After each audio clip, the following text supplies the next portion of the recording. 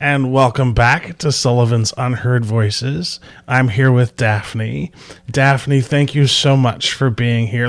I say being here with me today, I'm technically with you in your podcast studio, which is very refreshing, by the way. I love your setup. Thank you. It's a mess. It's a mess. There's so many wires, and people look at it and they go, I've got to work on wire control, people so see it hard, and though. it's a mess, and people go, where all those go? And I go, yeah, I guess so. I don't know. Well, and it's one of those things where, because I hear that all the time too, because I have a to-go podcast booth that I take with me, and my wires are always messed up, and it's just because wires in my head are messed up. That's fair. That's really fair. But I wanted to have you on the podcast today to talk about what you've got going on, because I think it's something special. And I think with your transplanting podcast and what you're doing, more people need to know about it, because it's one of those things where a lot of the conversation about trans community is not from the perspective of trans people. It's not. A lot of what you're hearing nowadays is coming from the politicians and the news, and it's whatever they want to say. So whether they're coming in and demonizing and dehumanizing the trans community, I mean, that's one of the major messages, probably the most heard message anyway that we're hearing going around right now. I believe it's North Carolina right now. All the Republican politicians are basing trans rights as the base of their campaign. So it's becoming a bigger and bigger message about attacking the trans community, and a lot of the community is being attacked. So we started this podcast, me and my co-host, to provide insight into the trans community. We focus on listening to trans people, letting them tell their stories, giving them a platform for that. So we're taking away the myths around trans people, and we're humanizing them, and then we're also bringing in allies and I'm blanking right now. Allies and parents to talk about how to support the community, how to support your kids, why to support the community, and then we're bringing around experts in all of their different fields to talk about whatever their expertise is. So we have medical professionals, legal professionals, all these different areas to come talk about how they work with trans people. And, we had the nation's leading medical researcher on gender identity, on internal medicine, come in and talk about how sex is determined on a biological scale. And so it was because sex isn't just male and female. Sex is a spectrum on its own. And, they broke it down, they brought out charts, and it explained the entire process. And it was a really fascinating couple episodes, actually, right? We're bringing in politicians to talk about how to make change and what does that look like. I'm bringing in a sex therapist to come talk about ways that people can have sex in an affirming way, right? Because this is a topic that people don't talk about, but a lot of trans people are uncomfortable with. And so we're educating people outside the community, but also in the community.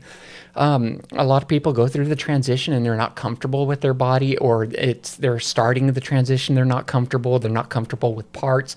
Nobody likes talking about the parts in the way that other people used to talk about them, because that's not affirming. And so we're bringing in someone to say, hey, here's ways you can do it in an affirming way that satisfies everybody. So it's which all I the think areas. is an important conversation, because sex education just in of itself is terrible in schools begin with. It is. And it's one of those interesting societal things where we're not allowed to talk about it, but yet it's something you're supposed to incorporate and just kind of feel your way through it. Yeah. But that takes that complicates things so much, regardless of your gender or regardless of your situation. And so the idea that we can't talk about that openly is kind of absurd. And so I really appreciate that perspective, because we should be talking about that. It should be normalized to be able to have these conversations, because this makes, and this isn't just for trans people, this is for all people. Everybody, yeah. Yeah, you should be able to talk about this openly and discuss it in a way that's not shameful. And you should be, because, your body's a beautiful thing. Being able to work with it in all of the ways is a beautiful thing. But on top of that, it's also,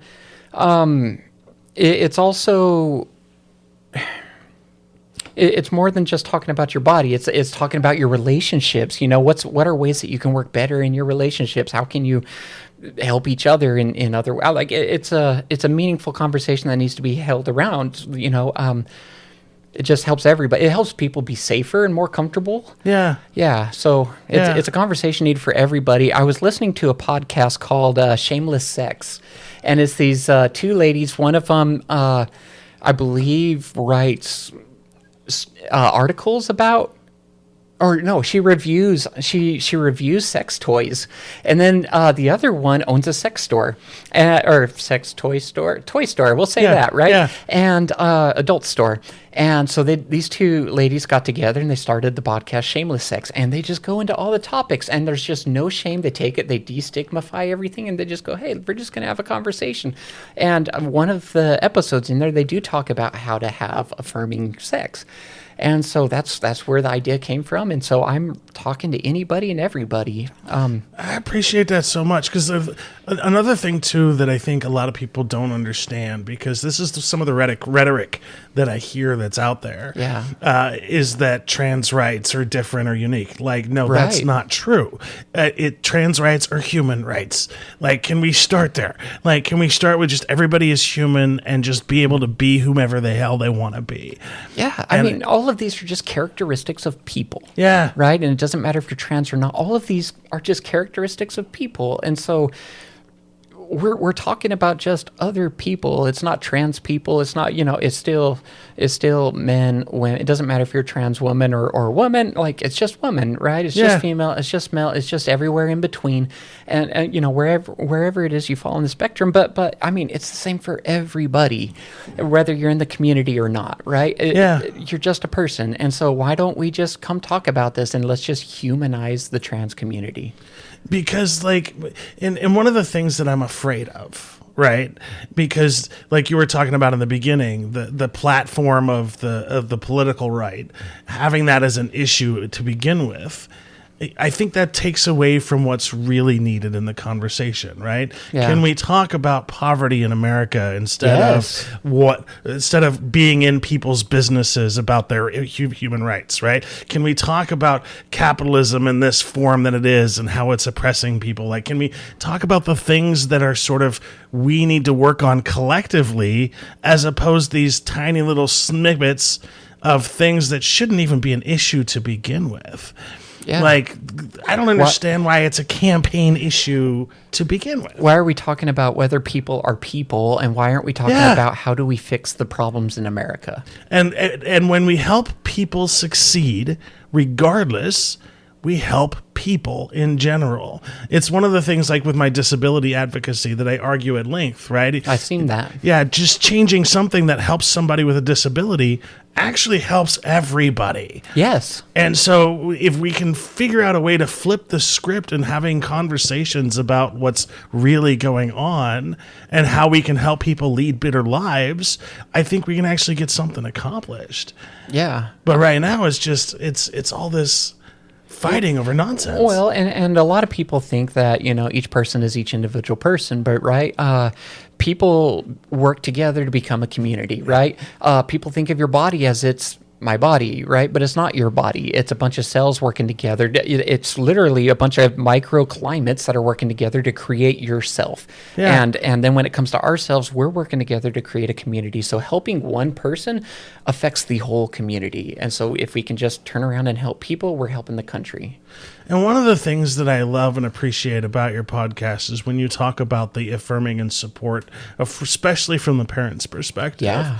And the reason I bring it up is because one of my best friends who passed a couple years ago did not get the support from her parents the minute she came out. Yeah. And it was devastating to her. And it just was like crippling to me as even her friend.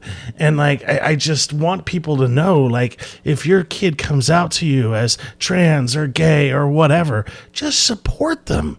It's the bare minimum you can do, and I don't understand parents that don't. I understand that on a pretty deep scale because my family walked away when I came out, right? And everybody walked away. I have very limited contact with any people in my family. So I understand that. I found that a lot of the resistance toward the community is based in religion, right? And I understand that people have their beliefs and that's fine, but at the end of the day, all the religions that I know of are supposed to be based on love. And so when you turn around, put love first, and then you can worry about your rules or whatever later, but let's focus on love first. And when you do that, so there's no reason that parents can't be there accepting their kids, supporting their kids as they go through these things, because love should be the first thing. There's no rules attached to that, just love.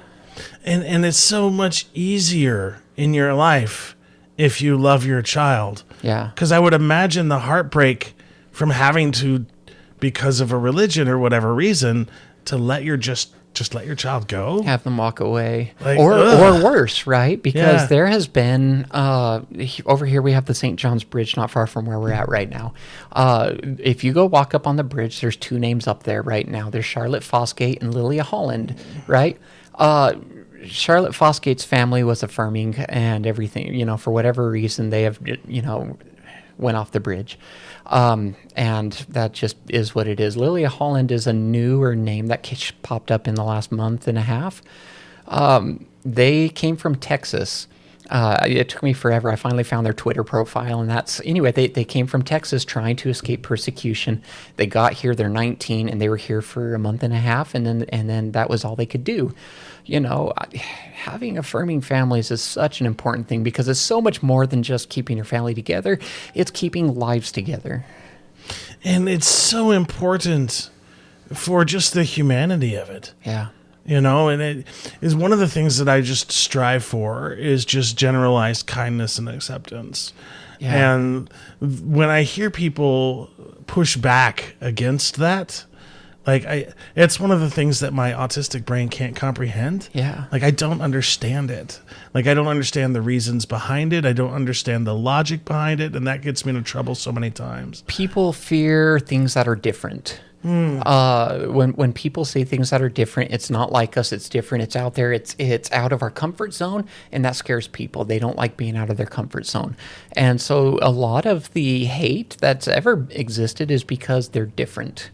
Whether it's been racism that's happened with slavery, whether it's been women being discriminated against, whether it's been the LGBTQ community, whether it's been the Latinx community, whatever it is, or even the Asian community building the railroads and whatnot in San Francisco, right? Yeah, and the Japanese internment camps. Yes, it's all it's or Hitler with the Jews, right? It has always been the things that are different has been what makes people uncomfortable. This is where hate comes from. I guess I just don't understand hate in general, right? Right. But then again, I'm weird, and I don't know if weird's the right word, but I don't experience anger as an emotion. Fair enough. Fair enough. Yeah. Yeah. I don't know. When I was a kid, I used to be just really angry. Mm-hmm. I used to, and I didn't show it really, but inside it was there, and it would just boil and boil, and you could just feel, you felt like you were just going to break all the time, and it would just, you felt like you were going to explode, And then there was a couple of things that I did change in my life, whatever, that really helped that out. One of them was I started swearing. So I didn't, and for the first little while, I swore like a sailor, and maybe I still do that a little bit. But having the ability to be free in your expression is one of the things that I did to be able to release some of that anger that's inside. And it doesn't matter if it was by swearing or by dressing different. Having free that expression took a lot of that anger out of me. And so I think maybe some of this anger is also coming from people having their own feelings that they're running away from. I really appreciate that.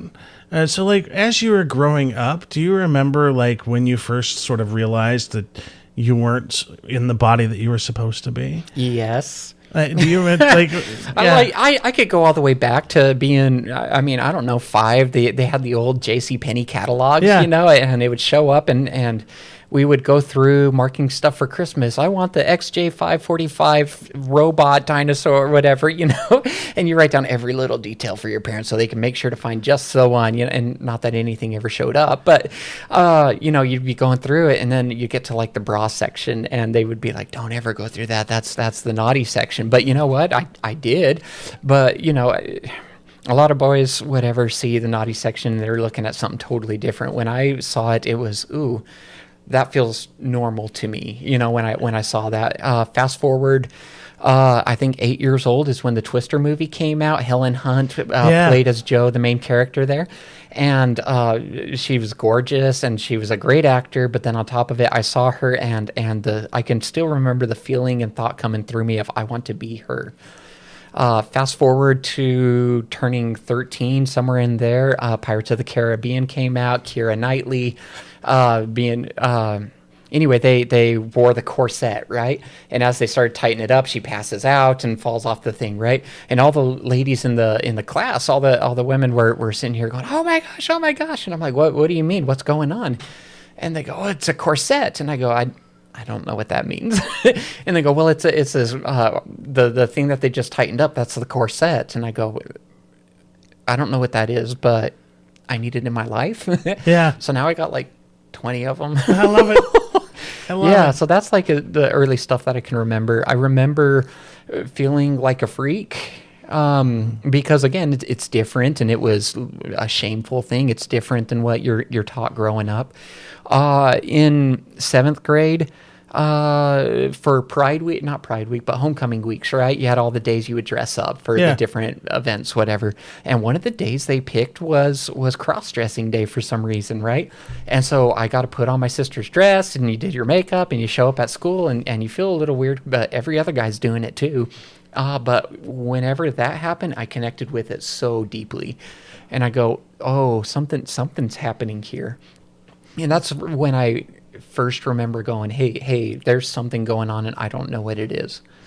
And do you think you would have been accepted by the community if you were to... No. Yeah. No way. I grew up in a very Orthodox Mormon community. It would not have been. It would not. Yeah. I didn't really do a lot in the way of cross-dressing during that time. It didn't really happen. I know, like, when Halloween time would come around, everybody would start to bring out the costumes. And I would always make it as a joke, whatever, go grab the witch costume, throw it on, and all the girls in the family would all start laughing. Oh, look at you, and they thought it was funny, but I had other reasons behind it. But, anything I did was you play it off as a joke because you don't really want people to know. Because the consequences are pretty extreme. Yeah. Like I don't think people realize the danger sometimes when you have closed-minded kids who are allowed to be closed-minded and allowed to sort of have that sort of position. We had a kid in school that everybody had determined was gay. And they treated this person just wildly different than the other people. This person was suffering from depression. It was very easy to see it, And at some point, I think they left that school and went to a different school because it just gotten so bad, right? I actually reached out to their parents, who used to be one of my teachers in school. I reached out to them when I started the transition, and I was having a conversation. I said, hey, how's your kid? Because they're in the community, right? And he goes, no, they're straight. They have a wife and kids, and there was such a stigma that was forced on somebody else in a community that it wasn't accurate. Yeah, but it put them in this really bad state. So yeah, there wasn't a place for anything like that to exist. And I remember distinctly, and it was one of those moments that sort of shifted my thinking culturally. Yeah. Because I wasn't thinking about it until I was in high school. Yeah. And somebody wrote an anonymous newsletter or anonymous article to the school newspaper about how they had to hide the fact that they were gay and that they had all of these concerns and fears, and they would love to be in a place that would accept them if they could be out in the open. Well, then somehow or another, somebody on the paper let loose, if you will, the name of that person. Oh, no. And not only did they have to leave school that next week, like they had to pack up and leave the city. And I remember Was it a smaller distinctly, town? yeah, really Okay. tiny town, like predominantly white, religious, Snohomish, Washington. And so I'll never forget, like, because I'm an empath even back then, like how horrible that must have been. Yeah. And that it was left an impression to me that I knew at that moment in time that I would never do that to someone else. Yeah. Because it was like, I didn't understand. Again, back You to saw that their whole life understand. uprooted. Yeah, for no reason other than telling the truth, and that got me so bad that it just carried on for the rest of my life. But I think that speaks a lot that you were just so open-minded like that, because a lot of people see it and they go, oh, good, the problem is gone. And so for you to see it and go, hey, look, there's compassion here because things change. That changes a lot, and I think it speaks highly of you and who you are. And it continues echoed because you have the podcast where you're still opening up and letting people be there. And I think it stems from back when I was young. My dad looks very much Native American. I look very much like my mom.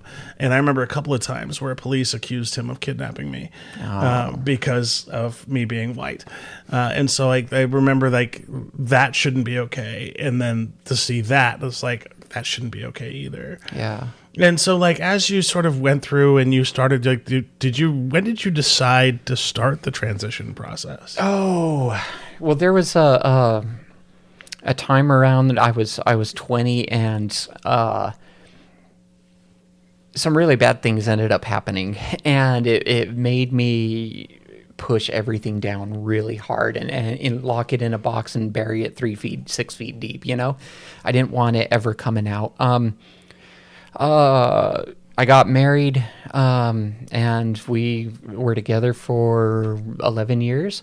Near the end of that, though, it was clear that we were going in different directions, and I figured if we were going to separate, I might as well get what I want out of this. And they were supportive of me transitioning, and they kind of helped me through that. And we even had an agreement that we weren't going to separate until I could, air quotes, pass, right? Because I didn't want to come out, and the internalized fear was, again, being a freak, right? Yeah. And so I did not want to come out unless I could get away with it, because I didn't want to deal with that. And how much of a difference did that make, having that sort of supportive environment through the transition? It was hard. Yeah. It was hard. It would have been harder on my own. And once the separation did happen, I was very much on my own. So having to go through the beginning awkward phases, where your chest is just starting to grow, hormones are just starting to kick in, your hair's just starting to grow out, and everything's just really awkward at that point, that would have been much harder to continue with the transition. Having all the external,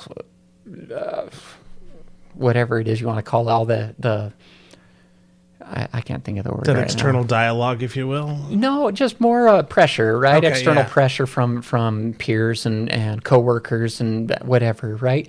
Having that be around you, it would have been much harder to continue the transition without having one person that stayed with you till you could get away with it. And how long does that transition usually take? It depends on what part of a transition it is, right? Because a transition is just a generic term. It's different for everybody.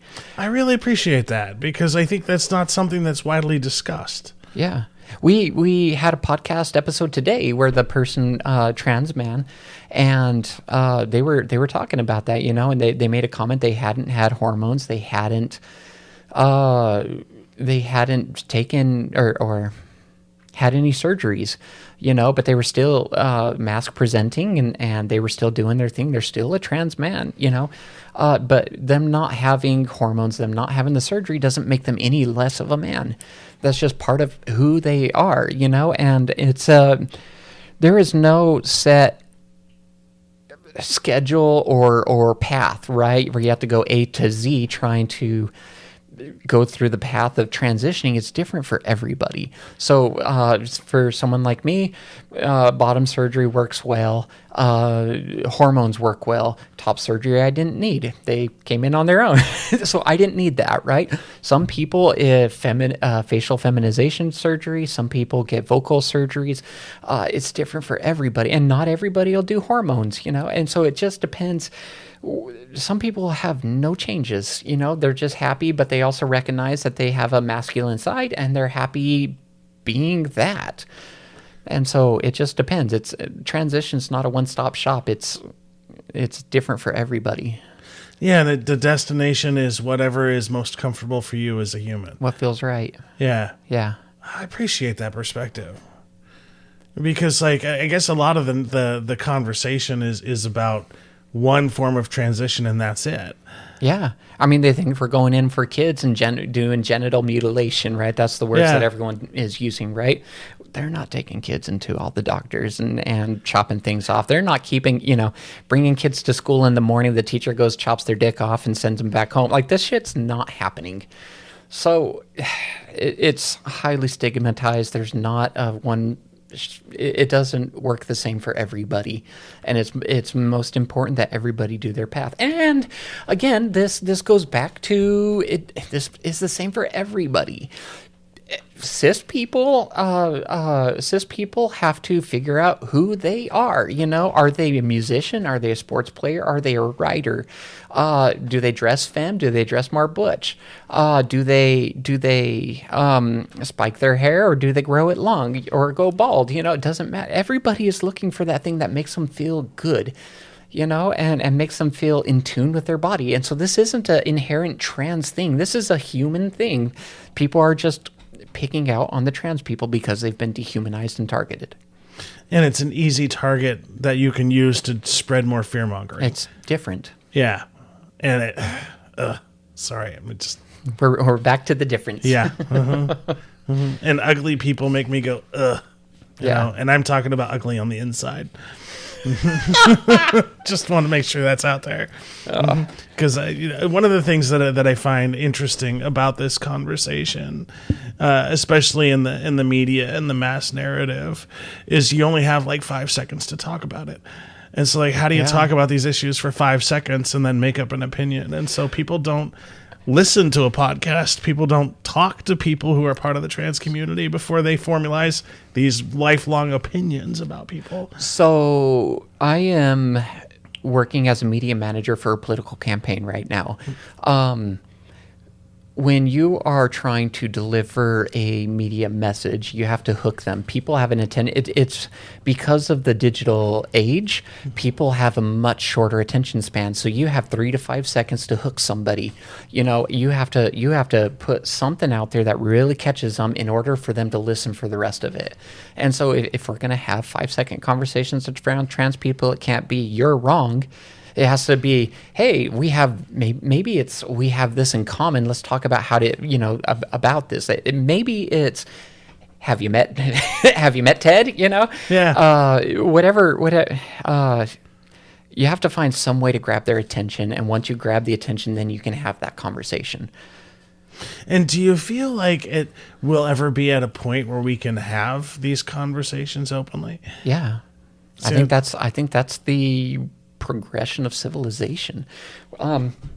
Example, it's the younger people that are more progressive than the older generation. The older generations are always complaining, "Oh, these kids are wild. They're unruly.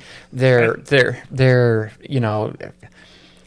1950s, everybody, or 40s, whatever, everyone's listening to Elvis, and that was considered wild at the time.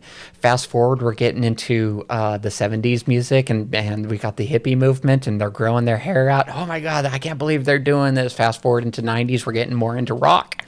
And oh my God, I can't believe and then we start getting into more heavy stuff, and the stuff that you thought was really heavy back in the 90s, you go listen to it now and you're like, oh, that is not at all. And so as you look, the younger generations are what is progressing, right? And so we can find the same thing. The younger people are changing clothing designs. The younger people are pushing movements, right? And so kids seeing that black people were being treated differently is what allowed them to start seeing, hey, these are people and they shouldn't be treated differently, because kids have an open heart and they understand that it's okay for people to be different.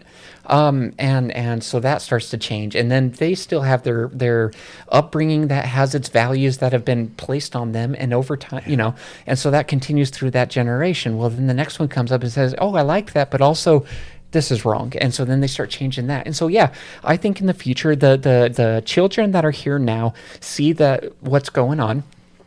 We know that the teen and youth, whatever, right now tend to have higher numbers of showing that they are in the LGBTQ community than adults do. But adults have been growing up in a society where it wasn't okay. You weren't allowed to do this. Nobody talked about this stuff. There wasn't resources.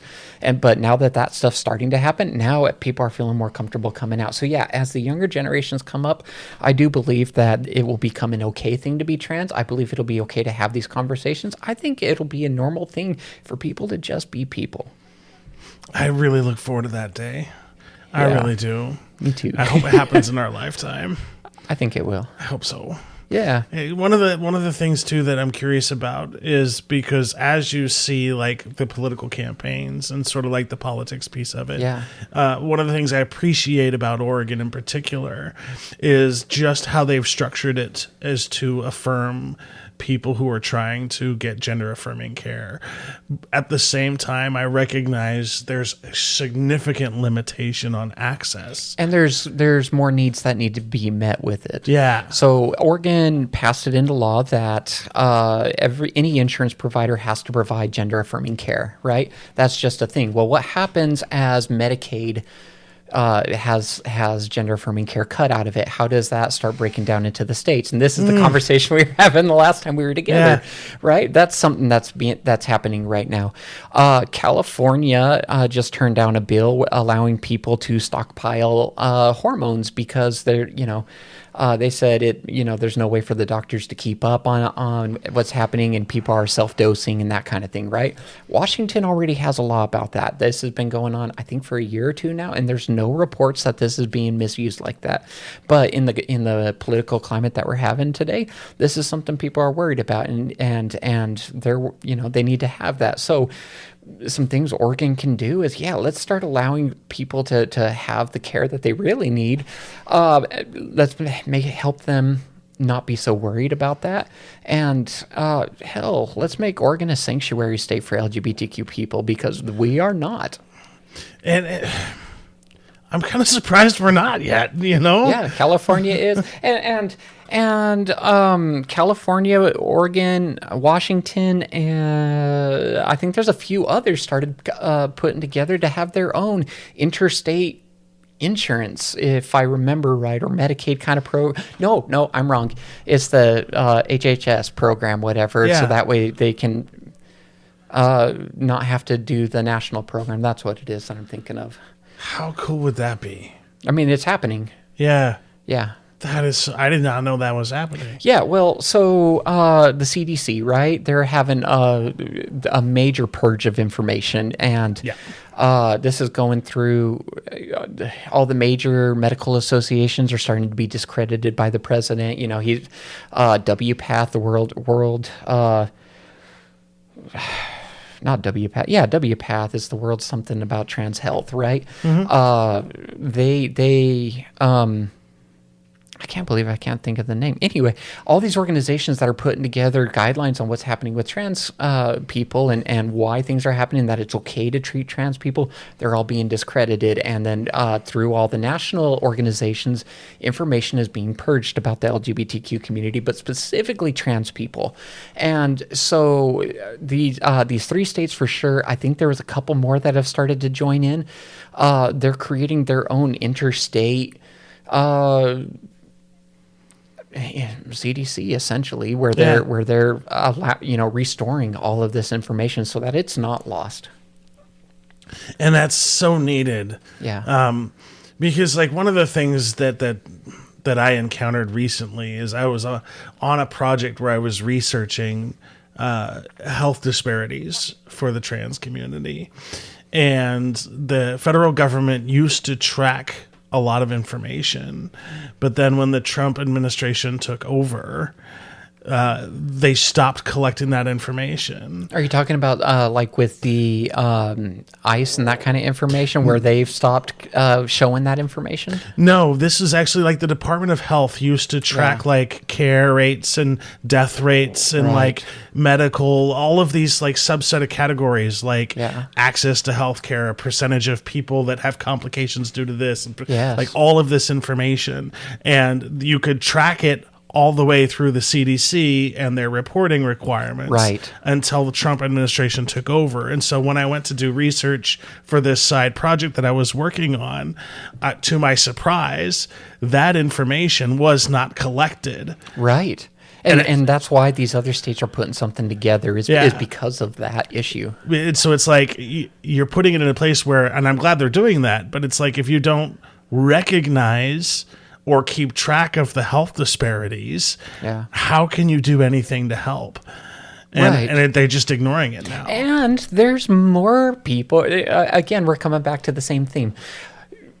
It is not just about trans people. This is about everybody, right? And so working with trans people is affecting teen suicide, right? Where if you work with them, the rates drop. This is affecting everybody. It's hormone levels, right? We're learning more information about hormone levels as we... a lot of the breaking edge science is coming around trans people, working with... doctors can work with trans people in specifically, I'm trying to think of like surgeries and things like that have been made possible through trans people and have been afterwards added for other people. People having bottom surgery wasn't a thing until 1930s Germany or something like that, right? Is when maybe it wasn't even 19s, it might have been 18s, I don't remember. But that's when that started. But there have been women that didn't have all the parts or didn't have the right parts, according to what the medicine said at the time. But because these surgeries have started to happen, now they can be used with other people. And so it helps everybody when you work with it. Medicine, learning about hormone levels isn't just about trans people. It affects other people, whether... and I have an example of that. Okay.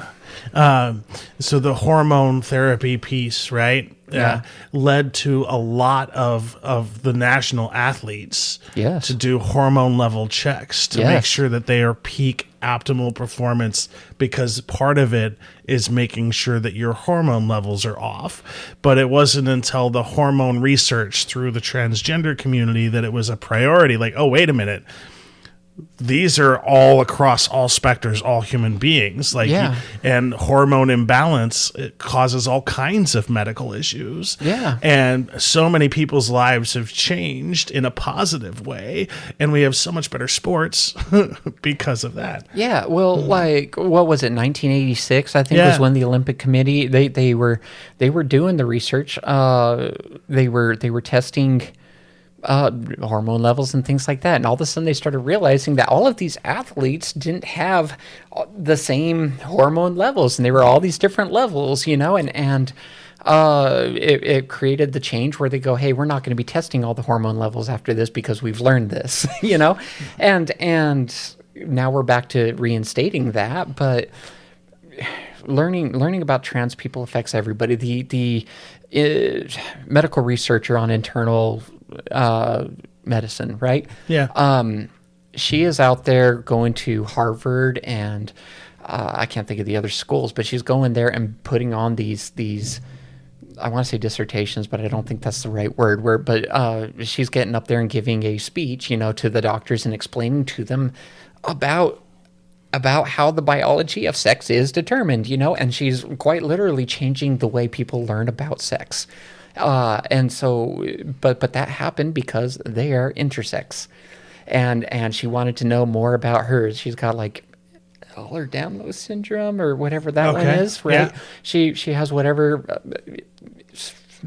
whatever condition she has. But that caused her to want to learn more about it. She started going into that. She went down the rabbit hole of how is sex determined, because that comes in with the genes and all these different things, right? Yeah. And as she went through it, she goes, hey, look at this. I've been reading all these, I don't know, she listed like 30 textbooks worth, and she goes, look, she says, I've been reading through all of these, and she started putting all the pieces together, and she goes, hey, look, it's actually a spectrum here, but that affects everybody. That's not just something specific to the trans community. And I love it when people have the receipts when they have the conversation, right? Yeah. Because so many people have developed this opinion based on a 5-second combo in the media. Oh, it's a pseudoscience. Yeah, like no, Deep fake. Do your own research. Pick up a book. And more than a 30-second meme search. Oh, 100%. Yeah. Everyone thinks memes are the greatest thing out there. And don't believe Google. Don't believe Google. ChatGPT is where it's at. Yeah, right?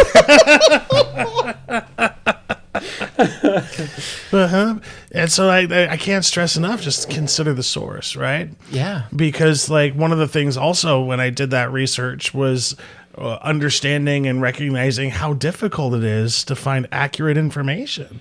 Yeah. There's so many groups and organizations out there that look like news organizations, and then you start reading their information and this, oh, wait a minute, there's a bent here. There's they're not painting the whole picture. They're just doing a narrative. And so people kind of have to be kind of proactive in a way to make sure that the source you're getting your information is not only reputable but has accurate information. Yeah, I found a picture the other day where they showed a lot of the major news sources, and they listed on a graph whether it's far left leaning to far right leaning, right, and everywhere in between. But then they also had it from not accurate at all to opinion to fact to most accurate, whatever, right? Yeah. And so they drew this graph, and when you got to the far left, it was down in the not accurate and opinion side of things. As it got more moderate, whatever, you see it spike up at it's very accurate, and you find CNN was up at the top of there. I believe one of the Fox channels specifically was up there. It was interesting, right? And then as you keep going farther right, you start seeing more Fox outlets there. But as you keep going, it starts to drop down again from being accurate at the farther left you go. And so you find down below accurate and below opinion almost even. Ben Shapiro's network was there, and so it's interesting that when you start getting to the extremes that it's not accurate. I ended up seeing that at the bottom of this page, though, picture, there's like a little symbol of the ad something agency. So I go looking for it, and I found the agency, and I start reading, because how do I know that this graph is real or not? Somebody could have just made a graph to, highlight their thing, So I went through it. No, this is an independent company. They are not paid for by any of these major corporations, and they just sit here and they have a team of people that all they do is just rate thousands and hundreds of thousands of articles, and they go read the article, and then they fact check everything, and they just see how accurate all of these news sources is, and that's how they came up with this graph. Fascinating story, though, is as I was reading through this, I get down to the bottom of the page, and there's this little LGBT icon that I've never seen before. Turns out that there is a national LGBT Chamber of Commerce. I didn't know this, and so I went looking into it. You can become a member of it, and there's events that you can go to with them, and you can really get your name out. You can network. There's a whole lot of opportunity being a part of this Chamber of Commerce. Well, to become a member, it's like $1,700 or $1,400 a year. It's some stupid number, right? Mm-hmm. And I was like, well, I can't pay anything like that, so I don't know what I would do. Or they will waive the fee if you are with your local Chamber of Commerce. And I'm like, well, how do I find Portland's Chamber of Commerce, Well, it turns out it's not Portland's, because they have a list of affiliated Chamber of Commerces. Well, you go open it, and every state has its own LGBT Chamber of Commerce. So there is an Oregon LGBT Chamber of Commerce. And, they'll waive the fee for the national one if you're a member of this one. Well, this one's like $25 a year, $20 a year. But, Well, Yeah. that's nothing. Yeah. So yeah, I can go do that, and simple things like fact checking. Not only do they affect the information that you're getting and making sure you're getting accurate information, but the more you go, the more you find other resources that you didn't know, and it leads you into other paths that you didn't know, and it really grows your knowledge of everything else. And I want to I want to circle back to something though, because Yeah. it's something I've always been curious about, and it's something I sort of struggle with even today. Like when you encounter those highly negative, closed-minded people, like how do you not let that get under your skin? It's hard. Because it bothers the crap out of me. It bothers me. And It bothers me. It honestly, honest to God, it wears me out. Yeah. It wears me out because I can't run I feel anyway, I can't run a reputable podcast about trans people if I'm not up to date on what's happening in the trans community. And so I am researching the hell out of all of it on a daily basis. And emotionally, it trashes me. Like I'm wore out, especially by the end of the week. I'm tanked, you know? When you start seeing the comments, that also hurt. You know, it hurts. It wears on you. The articles that you read and the comments that they say about the article, it all wears on you. Some of the things that we can do is when you're starting to see the comments and see things like that, have a friend review the comments, you know, so that way you can see the ones that are good for you and you don't have to see all the negative shit. Another thing that you can do, we were talking to a community politician earlier today. And when we were having a conversation with them, they said one of the best things you can do is find something in common with the other people. Because again, people are scared of things that are different, right? So if you can find something in common, you've now humanized yourself between the two of you, and they can be closed-minded, but now they start to open up because, oh, hey, we do have that in common. We both like baseball. Oh, hey, we both, you know, whatever it is, you now have something in common, and they start to open up. Because like one of the things that's been happening recently is that's been tearing me apart is all this rhetoric around autism. Yeah. And like you hear things like the HHS secretary saying that we destroy families. Did you take your Tylenol pills Like, today? Yeah. I have a bottle every night. It's how I stay neurodivergent. It's a little secret that we I have a Tylenol drip that I take at night. But I think, do people not realize how people are impacted when they make statements like that? Like, you're in a position of power that works for the government. Like, I remember a time when the government wouldn't take that kind of a stance. Even if that was true, they would at least would have the decency not to say something like an entire group of people is destroying a family. Yeah. I had read a report one time, and I'm not super familiar on it. It's been a little while since I read it. Somewhere around JFK, when he started running for office, is when the political campaign started changing. And at before that, everybody seemed to pretty well want the same things. It wasn't about were you a Democrat or were you a Republican. It was about what change do we want to see made in America, right? But somewhere around JFK coming into it, the political tide started to shift, and maybe it wasn't JFK. Somewhere in there, though, is when it started to Reagan. Maybe it was Reagan. I don't know.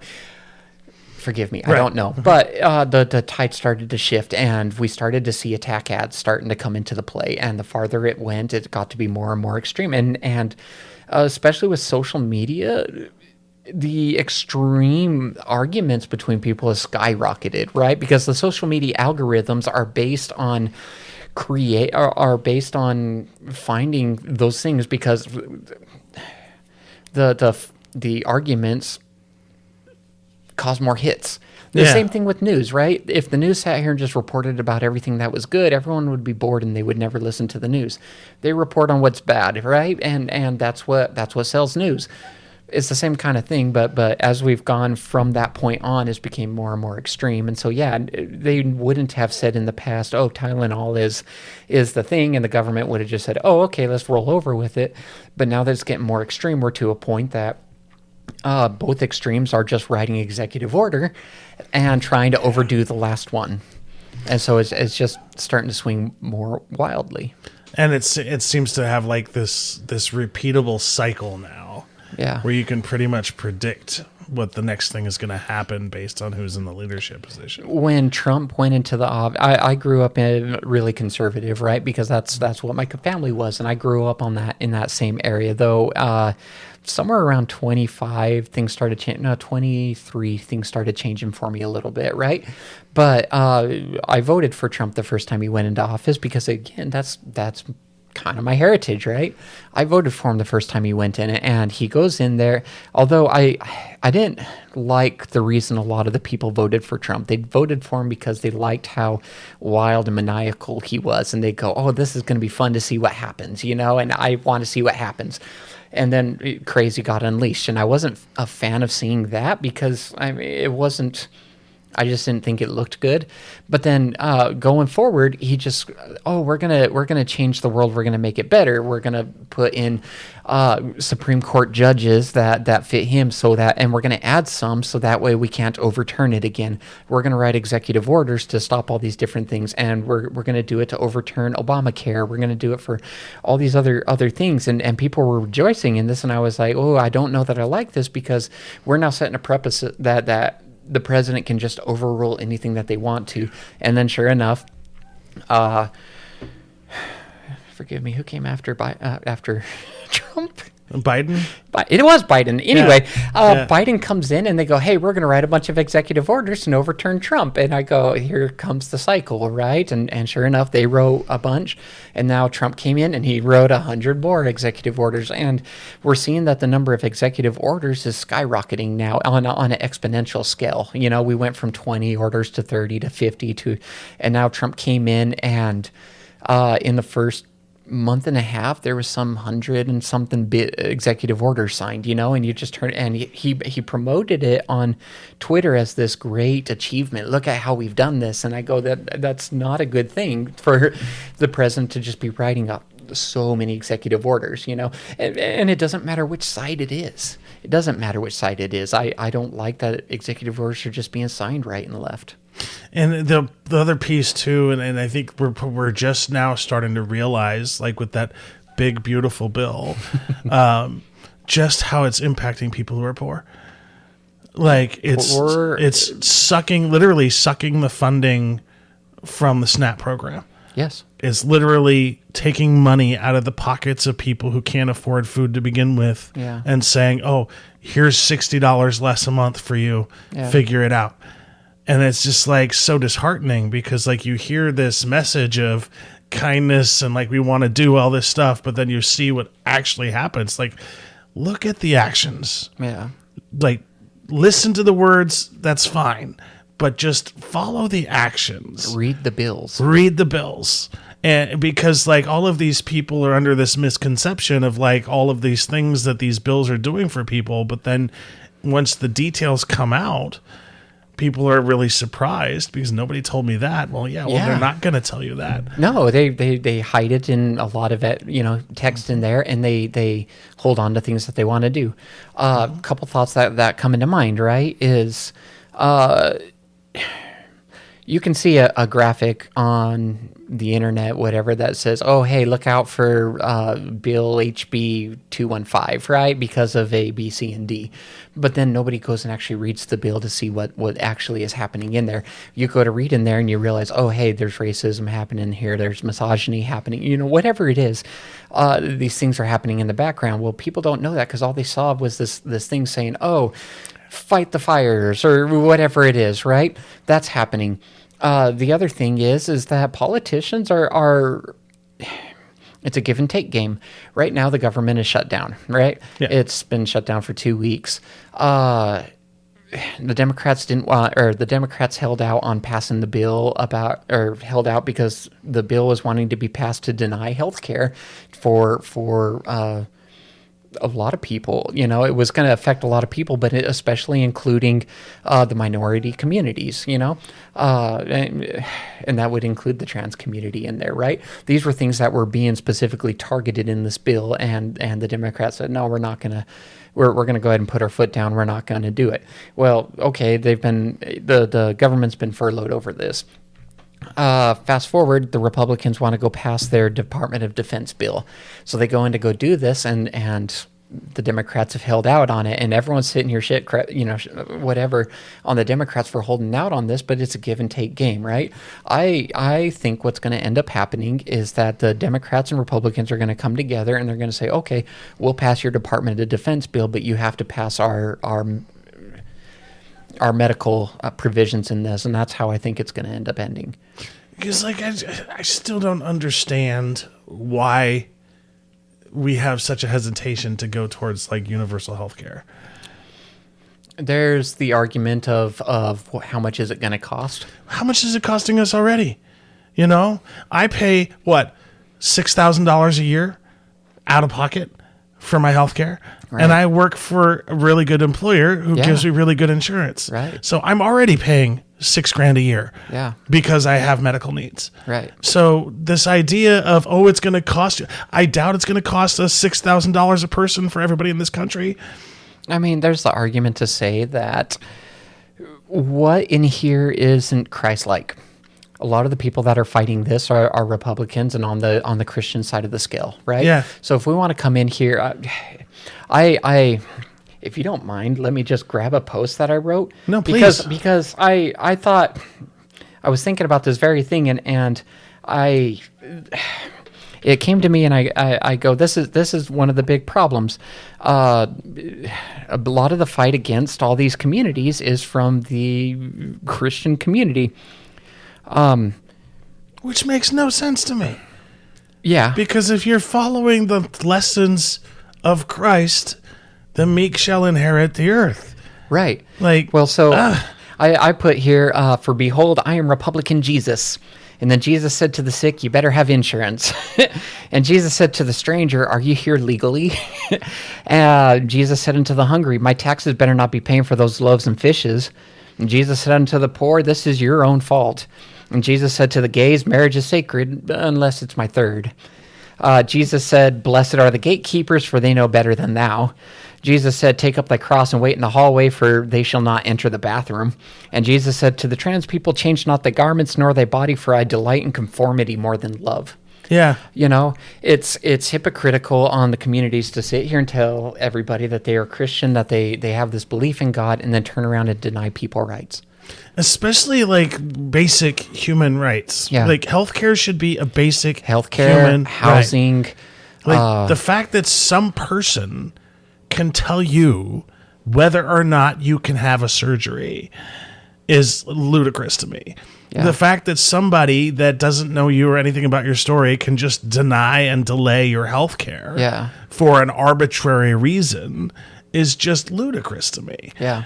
And I don't understand why people push back. Food, shelter, healthcare are the three big needs. Everybody should have access to those. They're just human needs. We're a first world country, or supposed to be a first world country here. Why are we having citizens that don't have these? Why do we have minority communities that are still being attacked?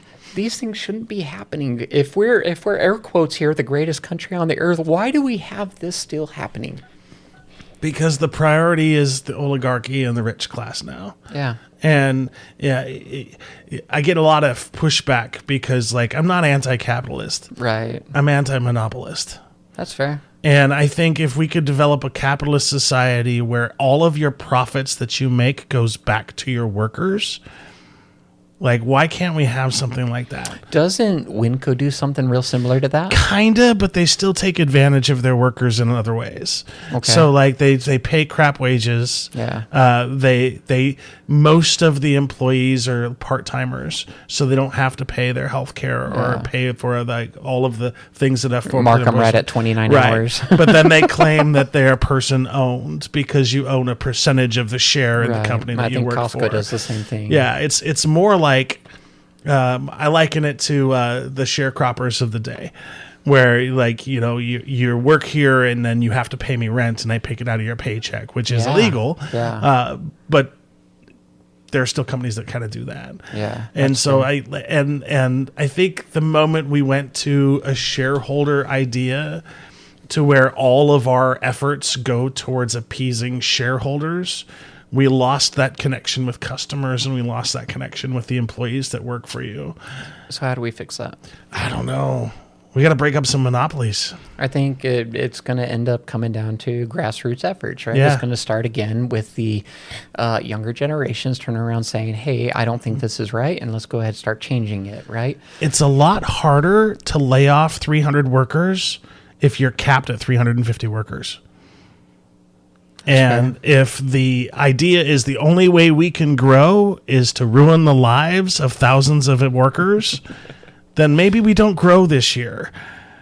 Maybe we stay the same. That's not necessarily a bad thing. Yeah, but we are in this ever sort of like we need growth over growth over growth, and that's not sustainable. I need growth. Right? I could use growth. But it's the people at the bottom that suffer because like we've allowed these entities to get so big that so what if they lay off 5,000 people? They're not attached to them. They don't know them. They don't lose sleep at night because they're not the ones that have to go in front of them and say, I'm sorry, but you have to tell your spouse or your loved one that you no longer have a job because I'm greedy. So one of the things when you're going to go work for an employer, you can everybody has no problem going up to the boss and just saying, hey, there's a problem, here's a problem, here's a problem. They just go whine to the boss, right? Yeah. The people that move ahead faster and make differences are the ones that go, hey, there's a problem, and here's the ways I see that we can fix it. So, I mean, we can all sit in here and have the conversations and go, oh, the fucking Republicans, oh, the damn Democrats, you know, and we can complain about everybody all day, but where do we make the change? And so I think we start off back at the grassroots efforts again, right? Yeah. Let's have younger people, especially younger people, you know, let's get out, let's get the older generations that are career politicians. Let's kind of get some of these guys out of office. Let's start bringing in younger people because younger people have a fresh eye and a fresh perspective on things. So let's shake it up a little bit. Let's bring in younger people. Let's get people from the minority communities, whether they're trans, black, Latino, whatever it is, the Asian, you know, women. Let's get them coming into these other areas. Let's get them into politics. Let's get them into local municipalities, showing, you know, how to make change. And let's start change there. As we start making change there, these people will grow into politicians at state and national levels.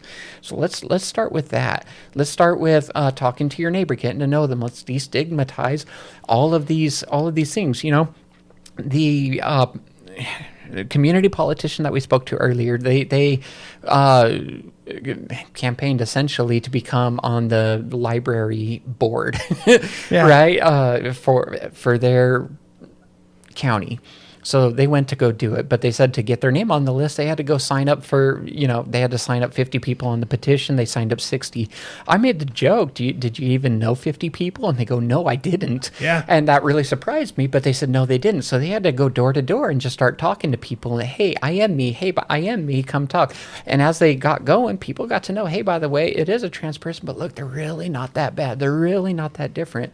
And so things like this, you know, being out there, being visible in the public, it's more than going down to the ICE raid and screaming back and forth between the MAGA community and the other side of it, right? Yeah, because that gets us nowhere. It doesn't. So let's come find ways that we can make change. Let's go talk to our community boards. Let's go run for offices. Let's go, in some cases, let's talk to the politicians and lawyers and let's start filing lawsuits against these places to stop the actions that are happening. Let's, you know, whatever it is that we need to do to make these changes, let's find the ways to make the changes rather than sit and bitch about it on Facebook. I really appreciate that. And I have two things that come to mind. One, that is an amazing idea that I can't take credit for because somebody else had it. And the other one is kind of in jest, but at the same time, I really wish it would happen. Yeah. One is, I had a gentleman named Chris on my podcast, and he said, instead of affordable housing, do affordable condos where the city comes in and they buy half. And if you meet a certain income requirement, you buy half. So now instead of $300,000 to get into a condo, it costs you $150,000 to get into a condo. But who owns it? The city owns half, and the person that owns the other half.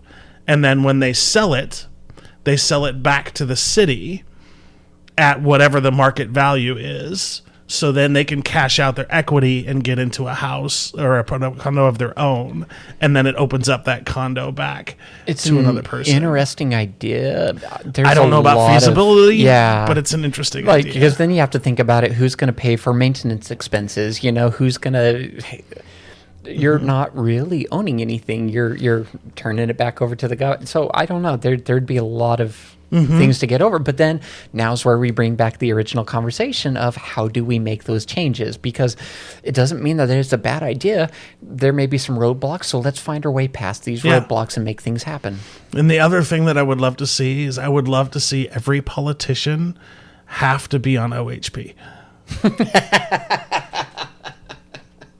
If you're a politician, you have to have the same insurance as the poorest people of your community. And let your voters determine your pay, because you're supposed to be serving them. Yeah. So let them determine what you get paid rather than you getting to determine what you get paid.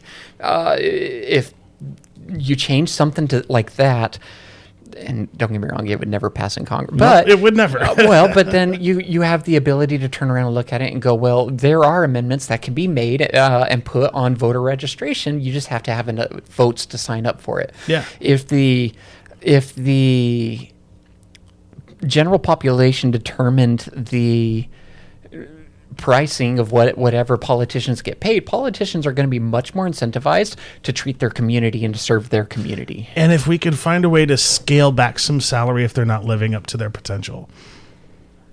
I mean, so if voters, like when you're reelected, like have that, like, are you making the right amount? We can give you a bump if you're doing well. But if the voters think, that may overcomplicate things. Well, I mean, sales positions may have like a base pay that they get, and then as they meet sales goals, they get bonuses added. So maybe there's a way to look at it into there. Hey, we have these options, but now you can get bonuses by 80% voter approval rating or whatever, instead of messing around with these, we got a 34% approval rating. Let's get them up into the 80%. Hey, let's make you happy because I'm supposed to be serving you. And that's the way to incentivize them to serve the people instead of the corporations. Money runs the world. Yeah. And the individual donor is at a distinct disadvantage in our society. Yeah. Yeah, it's very strange. But so to round out our conversation, though, because we just went all over the place. We did go all over the place. Which happens on my podcast from time to time, I gotta say. That's the Tylenol kicking in. Oh, I love that. I may have a shot or two in my bag over here. Get me nice and neurospicy. But if we're talking about like community support and community involvement, like what would you like people to understand or like take away from our conversation today? If people want to make change, they have to be the start. They have to be the start. It starts by being out in the public and not hiding behind their computer screen, but going out and talking to people, real people, getting to know people that are different than each other, going and starting to file for running office. Or if you're scared to run for office, go volunteer for somebody else that's willing to run for office, to just kind of get your feet wet with it or support a movement that you agree with. Just getting outside of your comfort bubble and then being the one to push for change rather than hoping somebody else does it. That, I think, would make the biggest difference. I really appreciate that so much. Yeah. When I came out, I needed so much information. I needed information about the community because I knew nothing about what it meant to be trans. I just knew what I felt.